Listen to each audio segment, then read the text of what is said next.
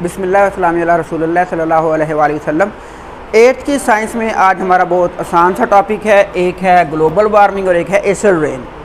Global warming मैंने बता दिया था पहले आपको किसके साथ, बोला ग्रीन हाउस इफ़ेक्ट के साथ, क्योंकि ग्रीन हाउस इफ़ेक्ट जो है ना, जो ग्रीन हाउस इफ़ेक्ट है ये डायरेक्टली प्रोपोर्शनल है किसके, भला ग्रीन हाउस गैसेस के।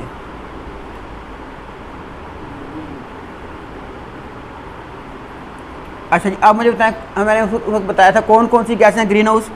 कार्बन डाइऑक्साइड, मीथेन, वाटर के साथ मैंने इधर क्या लिखना है, एल के जी। अगर मैं यहाँ जी लिखता हूँ तो इसका मतलब हो जाएगा वाटर वेपर्स, गैसेस स्टेट, और अगर एल लिखेंगे तो लिक्विड वाटर इसका होगा। तो क्योंकि हम गैसेस की बात कर रहे थे इसलिए हमने क्या लिखना है, इधर जी लिखना है, तो वाटर के साथ ये जी लिखना लाजमी होगा। इसका मतलब ये होगा कि ये क्या है, वाटर वेपर्स हैं। इसके अलावा क्या था भाई, नाइट्रोजन की ऑक्साइड। अगर ग्रीन हाउस गैसेस इंक्रीज होती हैं, अब इंक्रीज कैसे हो रही थी वो हमने पहले किया हुआ है सोर्सेज के अंदर, कि इंक्रीज ये हो रही हैं ह्यूमन एक्टिविटी की वजह से। अब ह्यूमन एक्टिविटी क्या है, वो है burning of fossil fuel. Fossil fuel में क्या आता है, गैस है, पेट्रोल है, ठीक है ना, और क्या आ जाएगा, कोल आ जाएगा। तो इनके बर्निंग करने से कहाँ कहाँ बर्निंग हो रही है, इनकी थर्मल पावर स्टेशंस के अंदर, व्हीकल्स के अंदर या मोटर व्हीकल्स के अंदर, और हो रही है किसके, इंडस्ट्री के अंदर। तो इंडस्ट्री के अंदर और मोटर व्हीकल्स के अंदर और थर्मल पावर स्टेशन में जो फॉसल फ्यूल के बर्निंग की वजह से ये गैसेस क्या हो रही है, इनकी मिकदार हर साल क्या हो रही है, इंक्रीज़ हो रही है। इनके हर साल इंक्रीज़ होने की वजह से ग्रीन हाउस इफेक्ट भी क्या हो रहा है, वो हर साल इंक्रीज़ हो रहा है। अब एक चीज़ इंक्रीज़ करें दूसरी भी इंक्रीज़ करें तो आपस में क्या होंगे, डायरेक्टली प्रोपोर्शनल होंगे। इसका मतलब होगा greenhouse effect directly proportional to greenhouse gases. अब क्या हो रहा है कि हर साल क्योंकि इनकी मिकदार में इजाफा हो रहा है, तो ग्रीन हाउस इफेक्ट इंक्रीज़ होने की वजह से हर साल क्या हो रहा है, जो टेम्परेचर है अर्थ का वो भी क्या हो रहा है, राइज़ हो रहा है। कितना राइज़ हो रहा है मैंने आपको बताया था पिछले लेक्चर में, 0.05 डिग्री सेंटीग्रेड पर ईयर क्या हो रहा है, इजाफा हो रहा है। इस इजाफे की वजह से क्या हो सकता है, उससे हो सकता है कि ये जो हमारे पास क्या होंगे, पहाड़ हैं, अगर पहाड़ के ऊपर बर्फ़ है ना तो इसे हम कहेंगे स्नो कैप, और अगर सारा पहाड़ ही किसका है, बर्फ़ का है, तो ये कहलाएगा ग्लेशियर। अब क्या होगा, स्नो कैप्स और ग्लेशियर जो है ना ये क्या होंगे, ये ज़्यादा ज़्यादा हीट आएगी तो ये क्या होंगे, मेल्ट होंगे। इनके मेल्ट होने से क्या बनेंगी जनाबे वाला, ये चले जाएंगे रिवर के अंदर, नदी नालों से रिवर में। अब रिवर में पानी ज़्यादा होने की वजह से, अब पहले से ज़्यादा ग्लेशियर पिघले हैं तो ज़ाहिर पानी ही बनेगा, तो वो आगे हैं कहाँ, बड़ा रिवर में। तो रिवर में अब क्या आ जाएगा, ये फ्लड आ जाएगा। अब फ्लड आने से क्या होगा कि जो इर्द गिर्द के जितने गाँव हैं वो डूब जाएंगे, ठीक है। तो इससे जो है वो क्या होगा, माइग्रेशन करनी पड़ेगी वहाँ से लोगों को। दूसरा जो है कि ये रिवर अब कहाँ जाएगा, ये चला जाएगा कहाँ, भला सी में। अब ये पानी जो पहले यहाँ मौजूद नहीं था, ये तो अब कहाँ से आ रहा है, ये तो बर्फ़ पिघल के आ रही है। तो ये जब सी में जाएगा तो सी का जो लेवल है पानी का वो भी क्या हो जाएगा, इंक्रीज़ हो जाएगा। इसके इंक्रीज़ होने की वजह से क्या होगा कि जो साहिली इलाके हैं वहाँ पे पानी क्या होता जाएगा, आगे आगे बढ़ता जाएगा, और ये भी रहने के काबिल नहीं रहेंगे क्योंकि वहाँ पानी आ जाएगा। जैसे कहा जाता है, पहले लेक्चर के अंदर मैंने बात की थी कि मालदीव है, ये 100 साल के बाद इसके कुछ जज़ायर जो है वो पानी में डूब जाएंगे, ड्यू टू किसकी वजह से, ग्लोबल वार्मिंग की वजह से। कि उसकी वजह से क्या हो रहा है, हर साल क्या हो रहा है, ठीक है, कि टेम्परेचर जो है वो क्या हो रहा है, इंक्रीज़ हो रहा है। टेम्परेचर इंक्रीज़ होने से क्या हो रहा है, स्नो कैप और ग्लेशियर जो है यानी कि ये क्या हो रहे हैं, पिघल रहे हैं। इनके पिघलने की वजह से क्या हो रहा है, रिवर में फ्लड आ रहा है और सी लेवल क्या हो रहा है, वो इंक्रीज़ हो रहा है। इसके अलावा क्या हो रहा है जी, टेम्परेचर इंक्रीज़ होने से क्या होगा जी, जो विंड पैटर्न है ये भी क्या हो जाएगा, ये चेंज हो जाएगा। हमारा जो मौसम है ये भी चेंज होता जाएगा, यानी एकदम बहुत ज़्यादा सर्दी पड़ सकती है और एकदम बहुत ज़्यादा क्या हो सकता है, गर्मी हो सकती है। और ये किसकी वजह से होगा, ये होगा ग्लोबल वार्मिंग की वजह से। अब ग्लोबल वार्मिंग में एक और चीज़ भी हिस्सा डाल रही है, वो है ओजोन डिप्लीशन। अब ओजोन डिप्लीशन की वजह से क्या होगा कि ज़्यादा से ज़्यादा अल्ट्रा वायलेट रेडिएशन क्या आएगी, वो ज़मीन के ऊपर आएगी और ज़मीन को क्या करेगी, वो गर्म कर देगी। तो इस तरह से ग्लोबल वार्मिंग की जो है ना वो ग्रीन हाउस इफेक्ट और ओजोन डिप्लीशन दोनों मिल के क्या कर रहे हैं, ये टेम्परेचर में इजाफा कर रहे हैं। अब आ जाते हैं एसिड रेन की तरफ। एसिड रेन नाम से ज़ाहिर है कि ऐसी बारिश जिसके अंदर क्या हो, एसिड हो।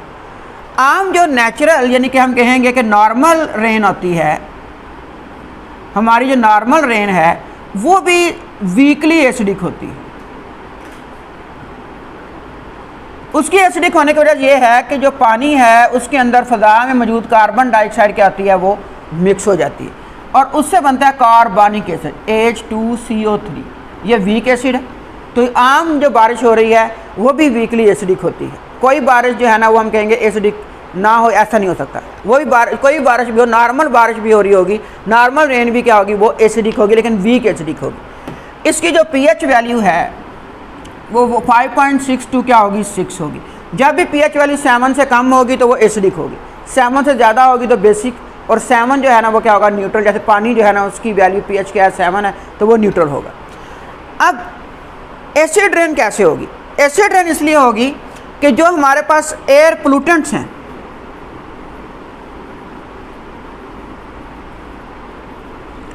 अब एयर पोल्यूटेंट जो हैं वो कहाँ से आ रहे हैं जी, वो आ रहे हैं, हम कह रहे हैं जी ये इंडस्ट्री से आ रहे हैं।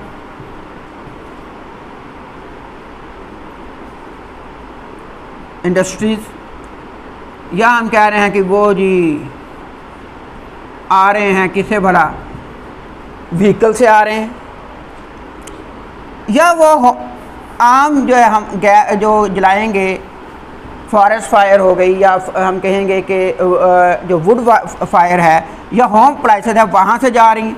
तो ये जो एयर पोल्यूटेंट्स होंगे ये क्या होगा कि ये क्लाउड्स के अंदर जो है ना ये मिक्स हो जाएंगे। अब ये कौन कौन से एयर पोल्यूट होंगे? ये होगा sulphur dioxide, sulphur trioxide, carbon dioxide और NOx। ये वाले पोल्यूटेंट जो है ना ये मिल जाएंगे किसके अंदर, क्लाउड के अंदर। अब क्लाउड में क्या है, क्लाउड में वाटर है।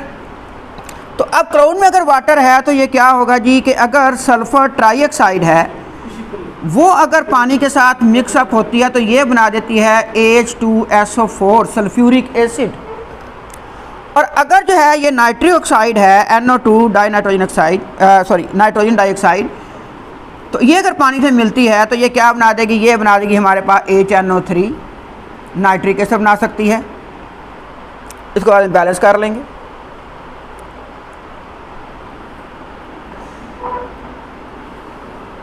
तो अब क्या है कि ये सल्फ्यूरिक एसिड, नाइट्रिक एसिड, एक होता है नाइट्रस एसिड HNO2 जो होगा ना ये होगा नाइट्रस एसिड, इस तरह सल्फ्यूरस एसिड HSO3। अब ये जो एसिड्स होंगे ये एसिड अब शामिल हो गए किसके अंदर, जो बारिश वाला पानी है। अब ये बारिश वाला पानी जो है ना ये कहाँ आएगा, ये ज़मीन पे आएगा और ज़मीन पर आकर ये पानी क्या करेगा। पहला काम तो ये है कि जो ये बारिश वाला पानी है इसके अंदर अब क्या आ गया है, एसिड आ गया। एसिड क्या करता है, मेटल्स को अपने अंदर क्या कर लेता है, डिज़ोल्व कर लेता है। तो अब क्या होगा, जब बारिश होगी जहाँ जहाँ मेटल्स होंगी वो इसमें क्या होती जाएंगी, डिज़ोल्व होती जाएंगी। अब डिज़ोल्व होने से क्या होगा कि जो हमारे पास एक्वेटिक लाइफ है, एक्वेटिक लाइफ का मतलब कौन सा लाइफ है, जो पानी के अंदर रह रही है। अब पानी के अंदर हम कहेंगे मेटल की मिकदार क्या होती जा रही है, बढ़ती जा रही है। अब उनकी मेटल की मिकदार बढ़ने की वजह से जो एक्वेटिक लाइफ है ये क्या हो सकती है, ये डिस्ट्रॉय हो सकती है, क्योंकि उनके जो गिल्स हैं, क्योंकि गलफड़ों से सांस लेती है तो गिल्स जो है ना, अब जब उसमें से पानी गुजरेगा तो ये क्या होगा, इसमें एल्युमिनियम होगा, वो क्या करेगा, उसके ऊपर एक लैमिनेशन कर देगा, जिसकी वजह से गिल्स जो हैं वो पानी के साथ मैच नहीं करेंगे और ऑक्सीजन ये एब्जॉर्ब नहीं कर सकेंगे। तो एक्वेटिक लाइफ क्या हो जाएगी, वो ख़त्म हो जाएगी। दूसरा जो इसका नुकसान ये होगा कि अगर ये सॉइल के ऊपर जाती है बारिश, तो जहाँ हमने फसलें वगैरह उगानी है, तो ये जो सॉइल होगी ये हो जाएगी एसिडिक। क्यों हो गई भी एसिडिक, क्योंकि इसके अंदर क्या आ गया है, एसिड आ गया। अब यहाँ पे क्या होगा, हमारे प्लांटेशन नहीं हो सकेगी,